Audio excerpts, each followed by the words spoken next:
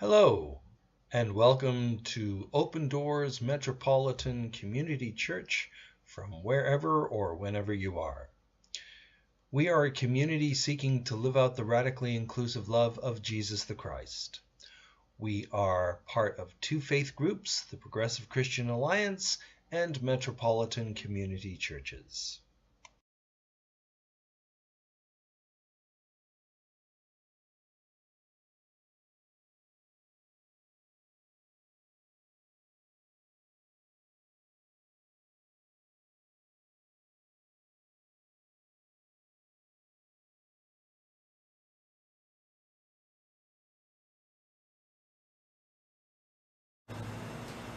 Let's pray.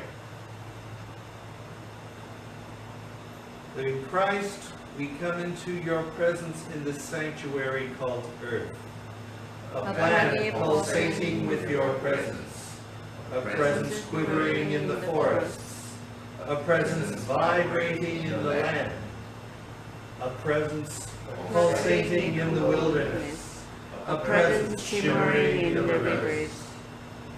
God, reveal yourself to us in this place and show us your face in all creation. May our spirits be lifted to rejoice at your call. May it be so.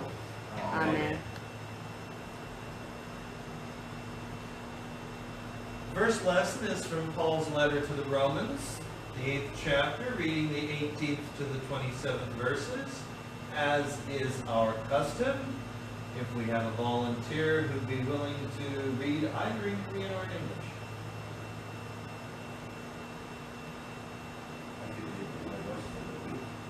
Oh, nothing bad. People can follow along. That's fine. Okay, the first reading, I consider that the sufferings of this present time are not worth comparing with the glory about to be revealed to us. For the creation waits with eager longing for the revealing of the children of God. For the creation was subjected to futility, not of its own will, but by the will of the one who subjected it, in hope that the creation itself will be set free from its bondage to decay and will obtain freedom of the glory of the children of God. We know that the whole creation has been groaning in labor pains until now, and not only the creation, but we ourselves who are the first fruits of the Spirit, groan inwardly while we wait for the adoption, the redemption of our bodies. For in hope we were saved. Now hope that is seen is not hope. For who hopes for what is seen? But if we hope for what we do not see, we wait for it with patience. Likewise the Spirit helps us in our weakness, for we do not know how to pray as we ought, but that very Spirit intercedes besides through the equal voice. And God, who searches the heart, knows what is the mind of the Spirit, because the Spirit intercedes for the saints, according to the will of God. In those days, Jesus... Is it here? No, that's okay. Okay. Thank you.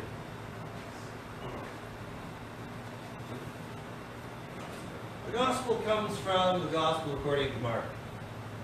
First chapter, reading the 9th to the 13th verses. In those days, Jesus came from Nazareth of Galilee and was baptized by John in the Jordan. And just as he was coming up out of the water, he saw the heavens torn apart and the Spirit descending like a dove on him. And a voice came from heaven, "You are my Son, the Beloved. With you I am well pleased." And the Spirit immediately drove him out into the wilderness. He was in the wilderness 40 days, tempted by Satan. And he was with the wild beasts, and the angels waited on him.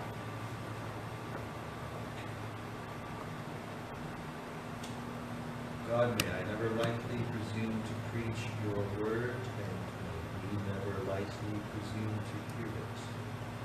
For your word is light and life eternal. Amen.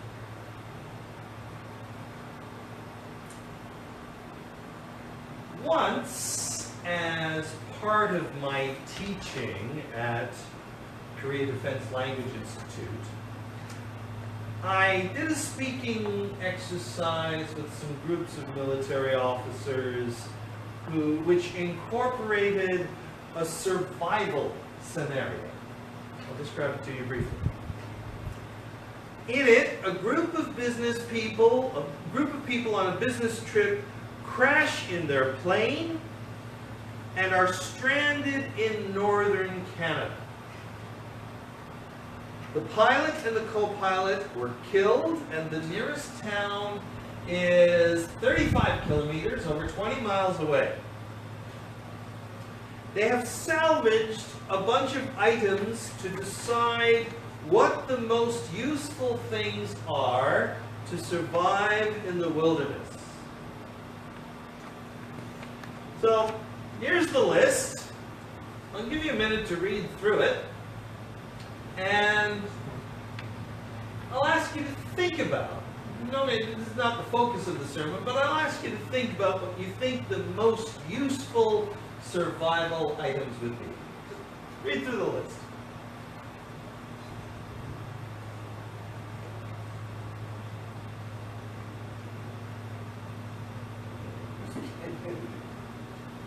That's all? That's it. That's it, okay. That's it. How many items we can have? Well, I mean, you've got all of them, but you have to decide which ones are the most useful. How far is that again? How far is the nearest town? 35 kilometers.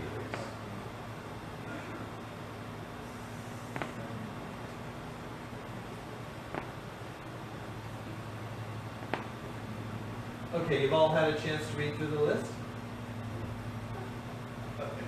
Okay. I have this, I mean, this is the real side of me, but I'm either the government and in this case it's Uh-huh. having to live. And the animals. Okay. Well, I'll tell. Okay, without going through the whole a whole lot of answers for the scenario, they've been ranked from top to bottom. If you're interested in that, we can talk about it over lunch. Almost all of my students, to a person, would say that the loaded pistol was one of the most useful things to have. And their rationale is it would keep away the wild animals, and it would keep away people who would try and steal the things that we've got.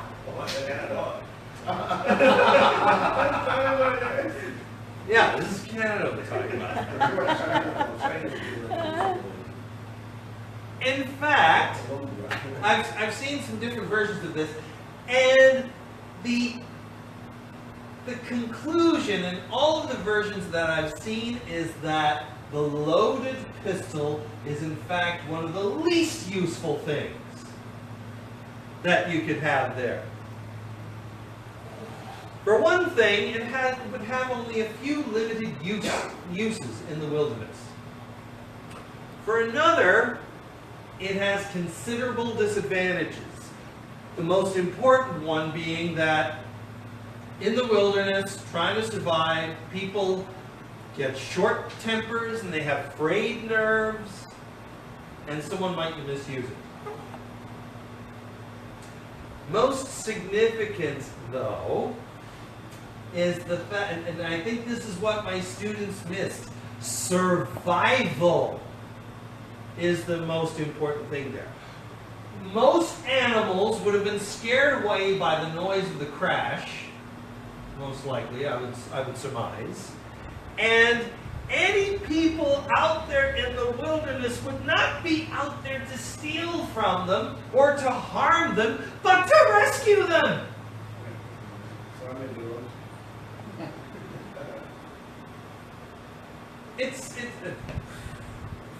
From that, I mean, it became clear to me that my students view the wilderness as a hostile place. But there are a lot of us who view the wilderness as the same kind of thing, as a hostile, unforgiving, wild, even, anti-survival place. And no doubt you're aware of the television reality shows which have depicted attempts to survive in the wilderness, ranging from Survivor all the way to these 48-hour survival things with this guy named Bear Grylls. Yeah. You've heard of Bear Grylls. He is now the chief scout of Boy Scouts International. Yeah. Celebrity power, I guess. But especially through the Bear Grylls programs, I get this idea that it's all about survival and human ingenuity, and that the wilderness is not going to do much for you. Not exactly a glowing portrayal of what the wilderness is like.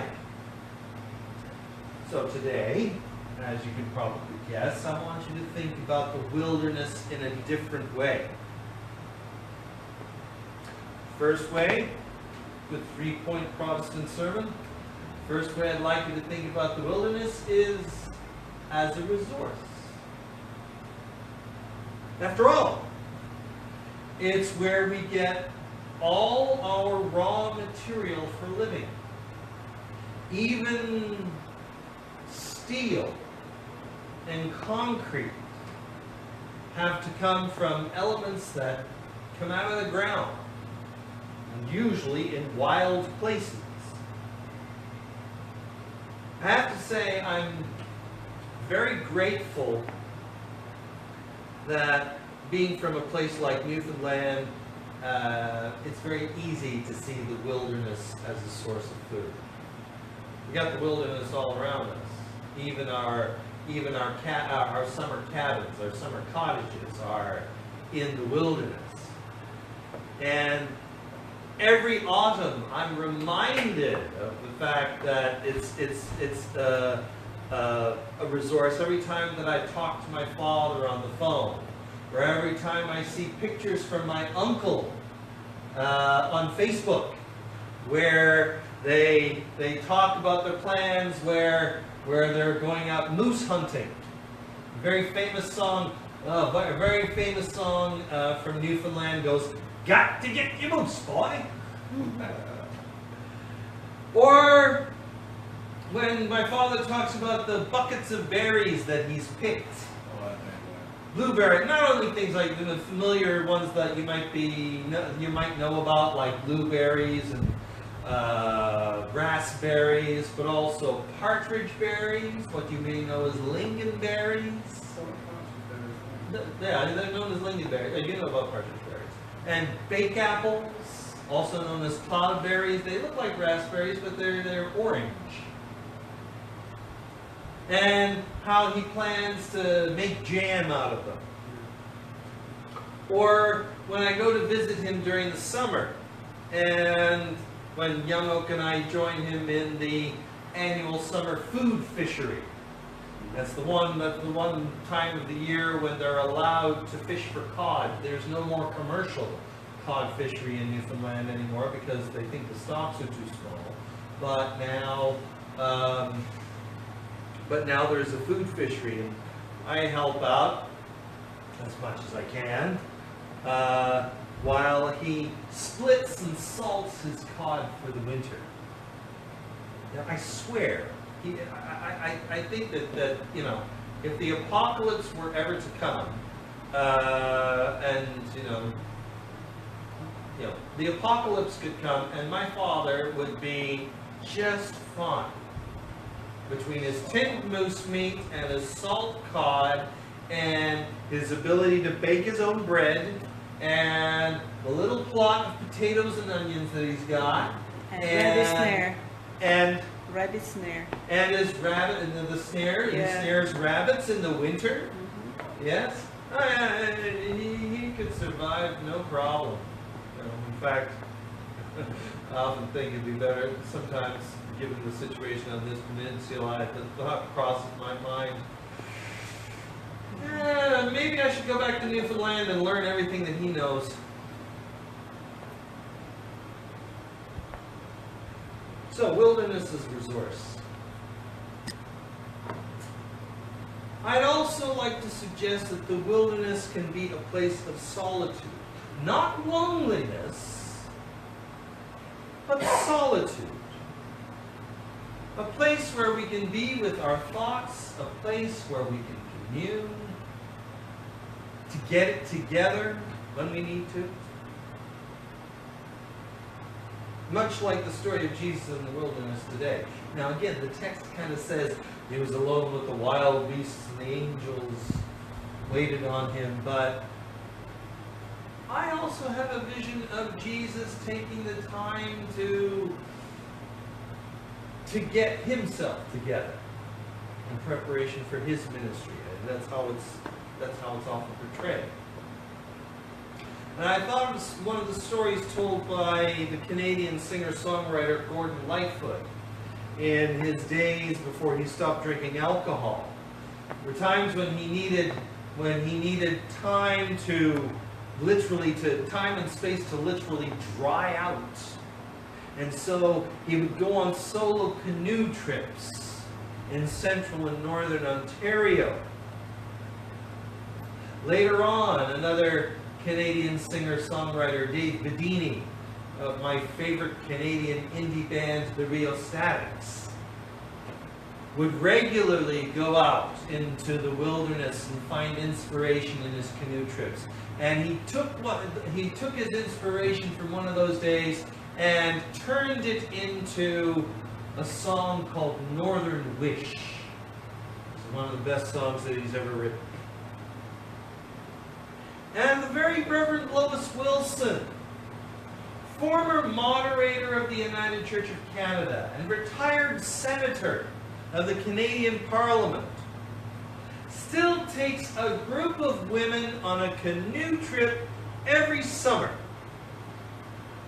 Now, one of the highlights of that trip is an evening where all the women, and they're all fairly older women, where they all doff their clothes and go skinny dipping.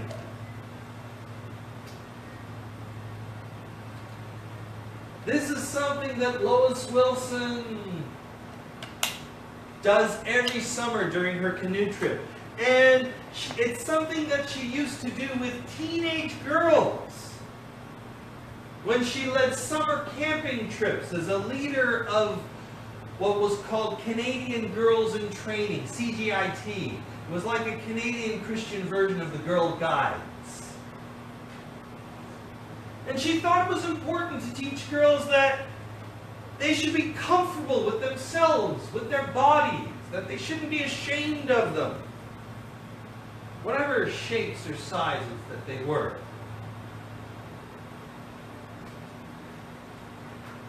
So wilderness as a place of solitude. And of course, these days we look at the wilderness as a barometer where our planet is going. I don't need to tell you about the barrage of storms and weather events that we've had over this summer. And we think, yes, not good. And it isn't good. Even so,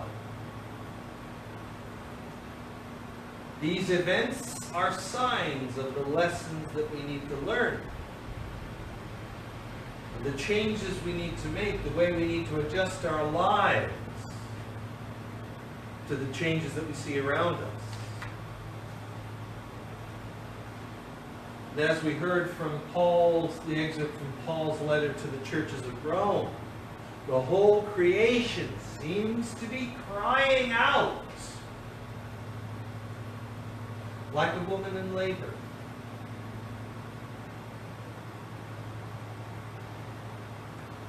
In spite of this, we still trust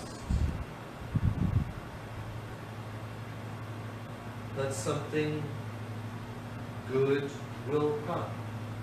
And in the midst of all of this, God's reign will come, God's will be done.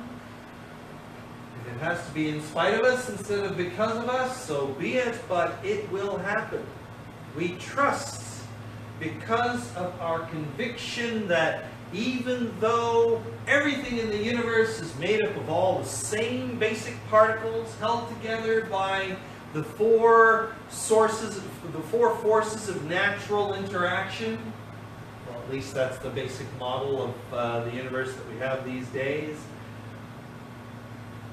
In spite, even though we can affirm this with anyone, with scientists, with the atheists, we still sense, we still have this idea that somehow there is something within the totality of all these particles and forces which is greater than the mere sum of the parts. Now, can we prove this? Frankly, no, we can't. However, it's probably the wrong question. Trying to prove this is like trying to prove love. We can't prove love. We can demonstrate the physiological changes in one human life form when it encounters another life form. Yeah, we can demonstrate all that. But we can't prove, yet we know how the heart leaps when one's beloved enters the room.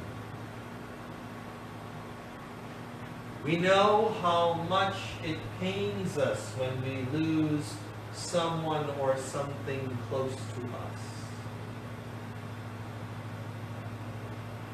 For us who are people of faith, I think this is in the 21st century where we can begin to articulate, to express our understanding of God.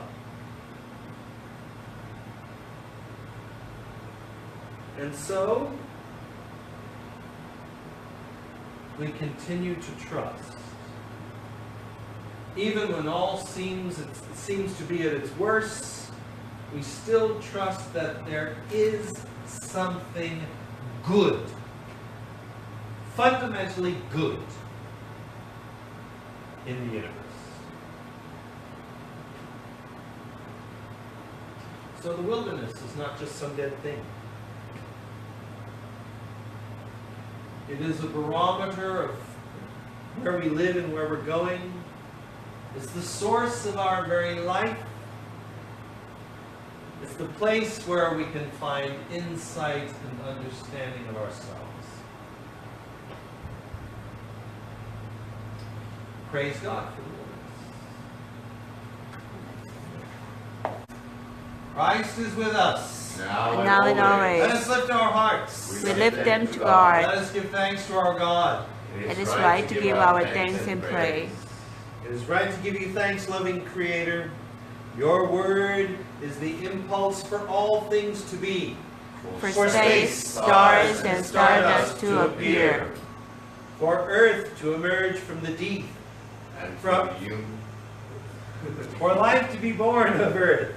And for humans to be born of earth and the Spirit. Glad I'm not the only one that does that. To care for this garden home. You chose humans to be your servants on earth, to care for this garden home. You suffered when we desecrated the earth, its water, and its land. You chose to be born a human being, to become a part of earth, to suffer, die, rise from the dead, to redeem mankind, restore creation, and reconcile all born of earth and the Spirit. Your Spirit is the life impulse in all things, restoring the broken and healing the wounded, groaning in anticipation of new creation, stirring when new life born of water and the Spirit.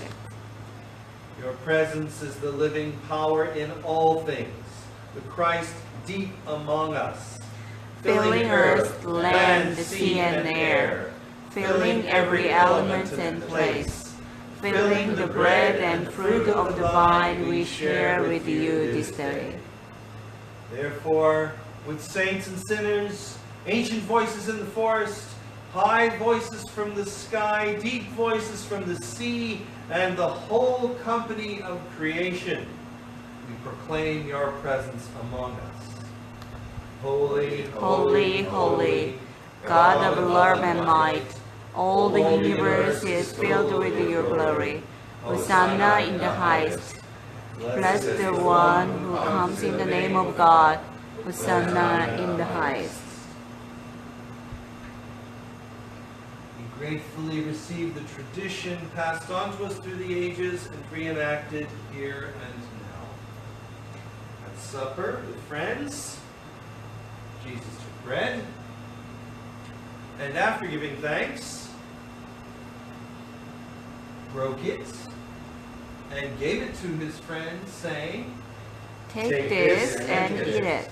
This is my body broken for you.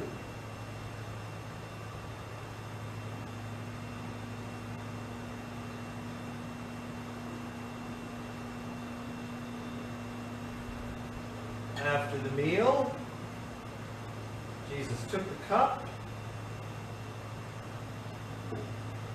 gave thanks, and gave it to his friends, saying, Take this and drink it. This is my blood poured out for you. In grateful remembrance, we eat and drink. In thanksgiving for the gift of life, we eat and drink. In openness to the gift of grace, we eat and drink. And we will continually celebrate this meal until it is fulfilled in God's reign. Amen. We've enjoyed sharing these worship excerpts with you, and we hope you'll find them helpful in your prayer and devotional life. Better yet, we hope you'll join us in our work and our ministry. All are welcome to join us. Age, race or ethnicity, sexual orientation, and gender identity are no barrier to joining us in our work and our ministry. This is what we mean by radically inclusive. We hope you'll join us in our new location at Space L in Myeodong, Gangbuk-gu in Seoul. Want to find out how to get there or get more information? Please check out our website at www.opendooorskorea.org. We hope to see you soon.